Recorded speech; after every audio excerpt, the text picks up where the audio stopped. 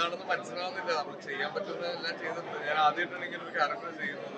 അതിന് ടെൻഷനൊക്കെ ഉണ്ടായിരുന്നു. പക്ഷേ തിയേറ്ററിൽ ഓഡിയൻസിന്റെ കൂടെ ഇരിക്കുമ്പോൾ കിട്ടുന്ന ഒരു റെസ്പോൺസ് ഭയങ്കര കോൺഫിഡൻസ് ഉണ്ട്. തീർച്ചയായും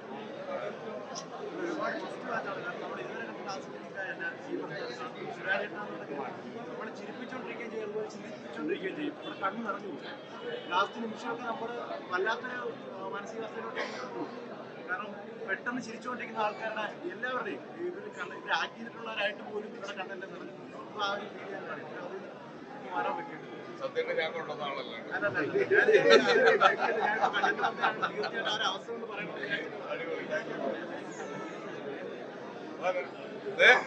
എന്റെ തങ്കം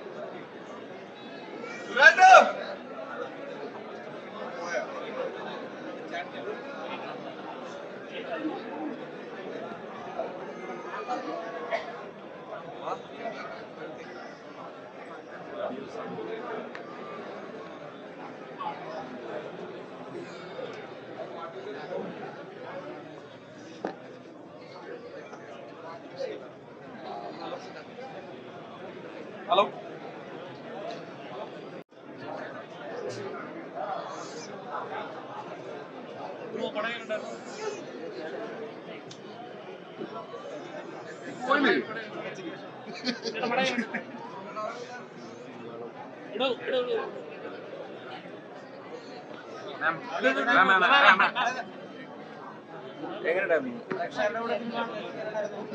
ഒത്തിരി ഇഷ്ടമായി.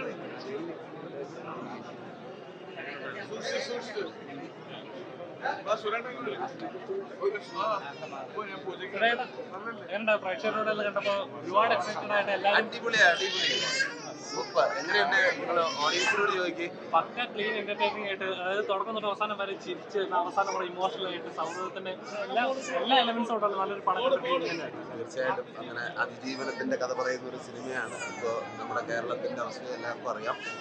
ഒരു അതിജീവനത്തിന്റെ കഥ പറയുന്ന സിനിമയാണ്. ഒരുപാട് ചിരിക്കാനുണ്ട്, ചിന്തിക്കാനുണ്ട്, ഇമോഷനുണ്ട്.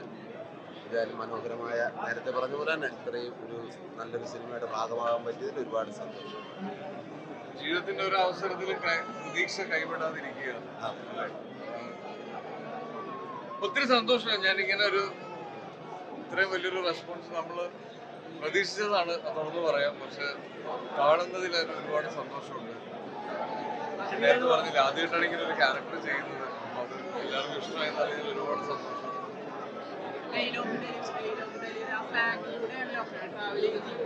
നമ്മുടെ ലൈഫിൽ എന്ത് പ്രശ്നം ഉണ്ടായാലും കാറ്റുകാലെടുത്തിട്ട് നമ്മളത് ഇങ്ങനെ നിക്കണം അല്ലേ ബോസ്?